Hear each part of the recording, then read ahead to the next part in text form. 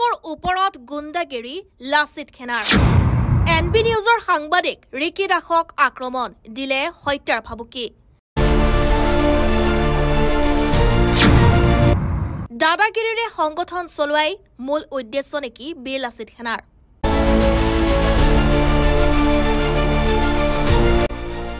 বীৰ লাচিত সেনা অসমৰ দলগাঁও আঞ্চলিক সমিতিৰ সভাপতি সম্পাদকৰ লগতে একাংশ সদস্যই সাংবাদিকক আক্ৰমণ কৰাৰ অভিযোগ উঠিছে এটা ব্যক্তিগত স্যাটেলাইট চেনেলৰ সাংবাদিক ৰিকি দাসক আক্ৰমণ কৰাৰ অভিযোগ অনুসৰি বাতৰি সংগ্ৰহ কৰি আহি দলগাঁৱৰ এখন হোটেলত বহি চাহ খাই আছিল ৰিকি দাস তেনে সময়তে আক্ৰমণ কৰে বীৰ লাচিত সেনা অসম দলগাঁও আঞ্চলিক সমিতিৰ সভাপতি সম্পাদক আৰু একাংশ সদস্যই আনকি সাংবাদিকজনক মৃত্যুৰ ভাবুকি প্ৰদান কৰাৰো অভিযোগ উঠিছে সংগঠনটোৰ বিৰুদ্ধে কি কাৰণত সাংবাদিকজনক আক্ৰমণ কৰিলে সেয়া সম্প্ৰতি স্পষ্ট হোৱা নাই ঘটনা সন্দৰ্ভত দলগাঁও আৰক্ষী থানাত ৰিজু শইকীয়া অনুপম ডেকা প্ৰণৱ ডেকা আৰু দুলু ডেকাৰ বিৰুদ্ধে এজাহাৰ দাখিল কৰে সাংবাদিকজনে ইফালে উক্ত ঘটনাক গৰিহণা দিছে দলগাঁও হাৰুপেটীয়া বেছিমাৰী প্ৰেছ ক্লাবে অভিযুক্ত বীৰ লাচিত সেনাৰ কৰ্মীৰ বিৰুদ্ধে আৰক্ষীক ব্যৱস্থা গ্ৰহণৰ দাবী সাংবাদিকসকলৰ লগতে আমছুসহ কেইবাটাও দল সংগঠনৰ news x report voice of Assam চাওক মই এজন সংবাদকৰ্মী দলগাঁৱৰ মই এটা ব্যক্তিগত চেনেল এনবি নিউজত কাম কৰোঁ আৰু মই এটা বাতৰি পৰিৱেশন কৰিব গৈছিলোঁ আৰু বাতৰিটো পৰিৱেশন কৰি আহি মই এখন হোটেলত চাহ খাই আছিলোঁ খাই থাকোঁতে মোক ফোন কৰি মাতি আছে দলগাঁৱত বীৰ লাচিত সেনা আঞ্চলিক সমিতিৰ ফালৰ পৰা মই কৈছোঁ আপোনালোকৰ যদি কিবা কাম আছে তেতিয়াহ'লে মোৰ ওচৰত আহক আহি মোক প্ৰাণে মৰা ভাবুকি দিছে লগতে তেওঁলোকে অসভ্যালি গালি গালাজ দিছে আৰু ক'ব লাগিব তেওঁলোকে মোক মুচৰি মাৰিম বুলি কৈছে আৰু এইখিনি 20জনীয়া তেওঁলোকৰ দল এটা আহিছিলে আৰু সভাপতি সম্পাদক আছিলে মোৰ লগত বহুত তৰ্ক বিতৰ্ক কৰিছে কাৰণ মই এটা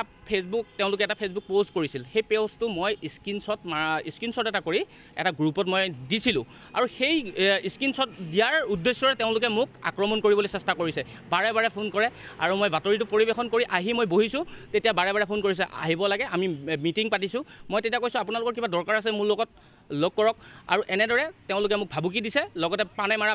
ভাবুকি প্ৰদান কৰিছে মোক ৰাস্তা ঘাটে লগ পালে মুচৰি মাৰিম বুলি কৈছে আৰু যদি মই কিবা মোৰ যদি মৃত্যু হয় তেতিয়া দলগাঁও বীৰ লাচিত সেনা অসমৰ গোটেই সদস্য সভাপতি সম্পাদক দায়ী হ'ব আৰু এনেদৰে মোক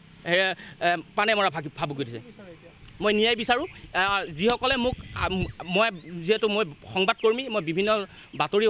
সংক্ৰান্তত ঘূৰি ফুৰোঁ আৰু এই বাতৰি সংক্ৰান্তত ঘূৰি যদি মোক কোনোবাই মাৰে তেওঁলোকে কিন্তু দায়ী হ'ব আৰু হয়তো মোৰ লগত আজি এই ঘটনাটো হৈছে আৰু আন সংবাদকৰ্মীৰ লগতো হ'ব পাৰে হয় মই দলগাঁও থানাত FIR কৰিছোঁ চাওক সদস্য সংখ্যালঘু ছাত্ৰী ইউনিয়নৰ ফালৰ পৰা আমি প্ৰথমতেই সাংবাদিকক ভাবুকি দিয়া কাৰ্যটোক আমি তীব্ৰ ভাষাৰে গৰিহণা জনাইছোঁ যে সাংবাদিকসকলৰ স্বাধীনতা খৰ্ব কৰা হৈছে সাংবাদিকসকলে নিউজ পৰিৱেশন কৰাটো তেওঁলোকৰ দায়িত্ব আৰু কৰ্তব্যৰ ভিতৰত পৰে সাংবাদিকসকলে নিউজ বা তেওঁলোকে নিজাববীয়াকৈ কোনো প্ৰতিক্ৰিয়া প্ৰকাশ নকৰে ৰাইজৰ স্বাৰ্থত ৰাইজে দিয়া প্ৰতিক্ৰিয়াখিনিহে তেওঁলোকে সামাজিক মাধ্যমত বা সংবাদ পৰিৱেশনৰ জৰিয়তে তেওঁলোকে প্ৰকাশ কৰে গতিকে কোনোবাই যদি কোনোবা ব্যক্তিৰ বিৰুদ্ধে যদি কোনোবা দল সংগঠনৰ বিৰুদ্ধে যদি কিবা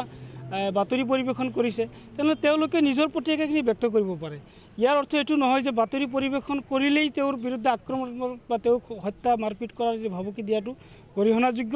গতিকে মই ভাবোঁ যে এনে কাৰ্য গৰিহণাযোগ্য আৰু ইয়াৰ বিৰুদ্ধে যিহেতুকে এজাহাৰ হৈছে আৰক্ষী ইয়াৰ বিৰুদ্ধে উপযুক্ত তদন্ত কৰি তেওঁলোকৰ বিৰুদ্ধে আইনগত ব্যৱস্থা হাতত ল'ব লাগে চাওক ঘটনাটো মই অকণমান পলমকৈ শুনিলোঁ যদিও এজন সংবাদকৰ্মী গণতন্ত্ৰৰ 4th পিলাৰ চতুৰ্থ স্তম্ভ বুলি যাক কোৱা যায় আচলতে তেওঁলোকে মানে এনি টাইম সংবাদ জগতৰ লগত জড়িত আৰু সংবাদ বিচাৰি তেওঁলোকে বিভিন্ন ঠাইত ঘূৰি ফুৰিব লগা হয় তেনে ক্ষেত্ৰত যদি এটা সংগঠনে মুচৰি পেলামৰ নিচিনা শব্দ ব্যৱহাৰ কৰি তেখেতক অপদস্থ কৰিছে এইখিনি ঠাইত আহি তেখেতক অপদস্থ ইয়াতকৈ নিন্দনীয় কথা আৰু একো নাই ইতিমধ্যে মই জনাত যিগৰাকী সংবাদকৰ্মীক এনবি নিউজৰ সংবাদকৰ্মী ৰিকি দাসক কেইজনে এনেকুৱা অপদস্থ কৰিলে তেওঁলোকৰ ওপৰত যাতে প্ৰশাসনে বিহিত ব্যৱস্থা লয় মই এইটোকে বিচাৰোঁ